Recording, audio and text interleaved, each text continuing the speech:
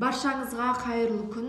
Неге логопед дефектологтар сабағының белгілі бір 2-3 минутын тыныс алу жаттығуларына арнайды деген сұраққа жауап бергім келіп тұр. Әрбір адам дұрыс тыныс алу арқылы дұрыс сөйлейді. Яғни біздің әр сөйлемімізге, әр сөзімізге тыныс алуымыз дұрыс жету керек. Дұрыс демалуымыз керек. Қазір көбіне байқап жүргенім, мұрынмен демалмайды, балалар ауызбен демалады. Сол үшін олардың соңғы сөздері, соңғы әріптері жеп қояды.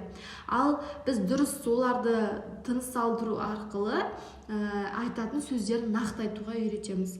Яғни мысалға қазір балалардың байқап жүрмін, мұрынмен демалмайды, тек ауызбен демалады. Ауызбен демалған арқасында көп балалар байқасаңыз тісі қарайып кеткен, және де миға дұрыс кислород бармайды. Сол үшін балаларда көбіне задержка болып жатқан содан.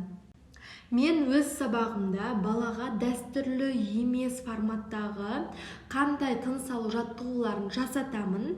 Видеоның соңына дейін қарап көріңіздер. Осы туралы видео түсірдім. Және де подписка жасап, лайк басып, комментарий қалдыруды ұмытпаңыздар. Бұны тек қана логопед дефектологтар ғана емес, үйдегі әрбір ата-ана баласымен жасауға болады. Ең алдымен бізге осындай суреттер қажет болады. Бұл суреттерді шығарып аламыз да қазір балаға береміз. Осы суретте не жоқ деп ойлайсың? Бала айтады, шаш жоқ. Олай болса шашын бірге салайық. Маған ең бірінші гуаш немесе акварель керек болады. Негізі балалар менде гуашпен жасап жүр. Мен бірақ дәл қазір акварельді пайдаландым. Ол менде бола береді.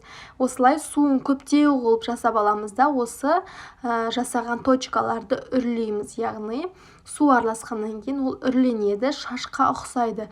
Бала неғұрлым көп жасаған сайын көп үрлеп, дұрыс тыныс алу жаттығуын жасайды, және де балада сабаққа деген қызығушылық пайда болады. Міне осылай жасап баланы қызықтырамыз. Келесі мысалға екінші оқушы отырса, топтық сабақта жасасаңыздар болады. Оған басқа суретті беріп, міне сен қызыл шаш жаса, немесе сен сары шаш жаса деп осылай беріп балаларды қызықтырамыз. Бала неғұрлым ұзаққа жасаған сайын, ұзаққа үрлеген сайын оларда қызығушылық артып, көңіл күйлері де жақсарады. Келесі жаттығу бұл футбол ойыны.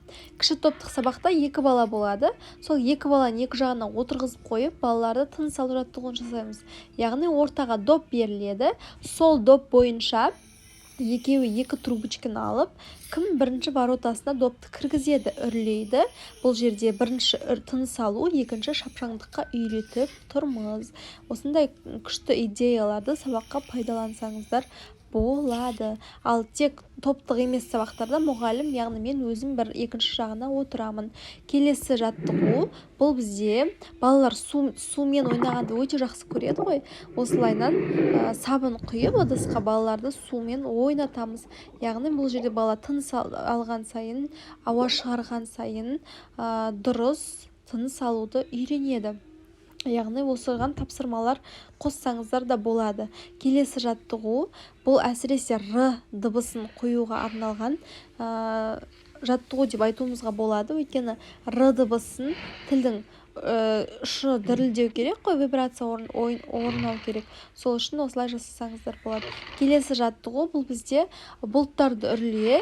Яғни осылай бұны бірінші класстың балаларына жасасаңыз болады. Екі жағына ұстатқызып қойып үрлетесіз. Үрлегеннің өзінің техникасы бар. Яғни ауызда ауа толмау керек. Ұртқа ауаны толтырмай, әдемілеп осылай ауаны ауызға толтырмай үрлетесіз. Сіздерге осы тыныс алу жаттығулары ұнаса, лайк басып, комментарий қалдыруды ұмытпаңыздар.